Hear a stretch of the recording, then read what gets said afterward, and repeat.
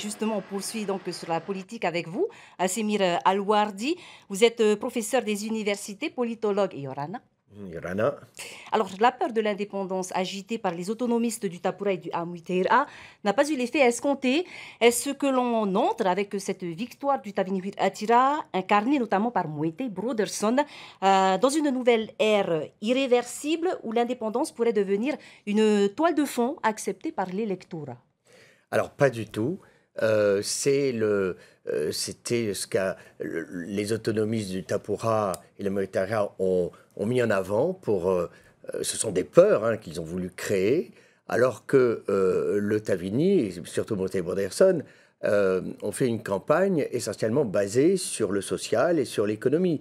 Et clairement, à partir du moment où ils ont dit que, bien entendu, l'indépendance est comme l'ADN du Tavini, il s'agissait d'abord de construire la Polynésie française sur le plan social et économique avant de parler d'autre chose. Ce qui veut dire qu'au bout du compte, l'indépendance n'est pas le sujet C'est donc une véritablement de ce mandat. alternance. On peut dire que c'est une C'est alternance. simplement une alternance, c'est pas du tout une rupture.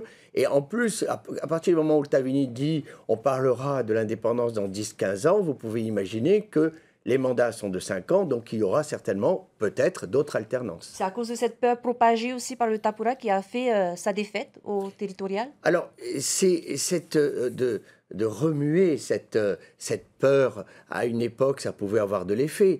Mais soyons clairs, si le Tapura a perdu, le Tapura a déjà perdu l'année dernière aux élections législatives. Le Tapura avait perdu quand même trois sièges de députés, ce qui est considérable.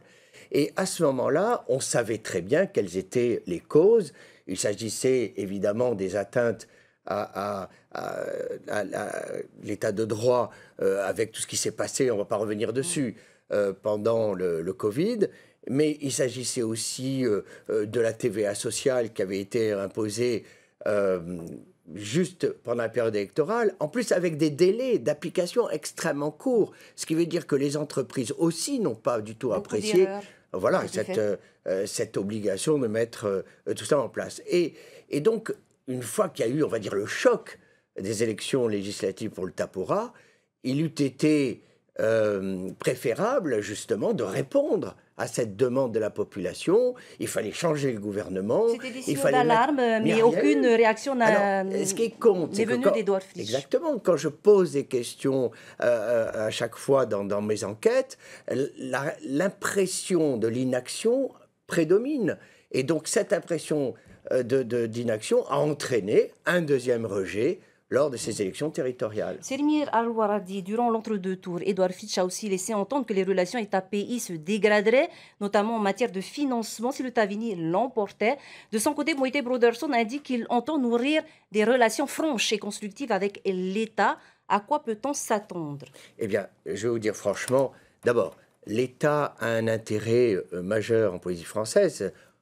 Il y a l'Indo-Pacifique, donc l'État a intérêt à avoir des bonnes relations avec tous ces territoires de l'Indo-Pacifique, bien entendu. Et puis, de toute façon, l'État a très bien entendu les messages, les différents messages qu'il y a eu pendant la campagne. Vous avez vu le communiqué de Darmanin, le message du haut-commissaire et le message du haut-commissaire. L'État n'est pas du tout ici entré dans une inquiétude, etc. Non, en fait, on mélange les périodes. En 2004, quand ça s'est passé, il y avait des relations très particulières entre le président de la République et Gaston Flosse à l'époque. Donc on a parlé de fermer les robinets, etc.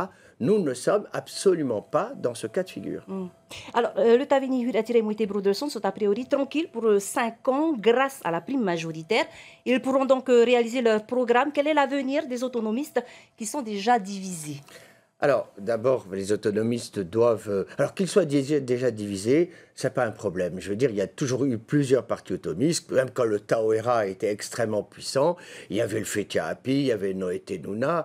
Quand le Taoera était très puissant, ça n'a pas empêché la création du Tapura. Donc, en réalité, il y a toujours eu plusieurs partis autonomistes. Alors, maintenant, le premier objectif, ce sont les élections municipales dans 3 ans. Et c'est pour ça, d'ailleurs, que Ahere Ayapoletia est en train déjà de travailler là-dessus. Et ça va être le cas, évidemment, de tous les partis autonomistes. Donc, en réalité, ils vont se restructurer. On peut dire que Aéré Polonettia va même se consolider, parce que c'est un parti très jeune, donc il doit se consolider pour partir pour les prochaines échéances. Toute dernière question, Semir Al-Wardi. Deux courants coexistent donc au Tavini. L'un occupera la présidence du pays et l'autre, certainement la présidence de l'Assemblée. Doit-on s'attendre à des frictions? Alors, ce n'est pas des frictions, c'est-à-dire que en réalité, pour un observateur, que ce soit un juriste ou un politologue, c'est plutôt intéressant. On sait que l'Assemblée de la Polynésie française dispose depuis 2011 d'une véritable autonomie par rapport à l'exécutif, et c'est plutôt sain qu'il y ait des institutions qui aient une véritable autonomie et qui puissent justement échanger. Donc non, ça va être plutôt intéressant de voir comment cela va tourner. Semir Al-Wardi, merci d'avoir répondu à nos questions de ce soir. Je rappelle que vous êtes professeur des universités. Merci.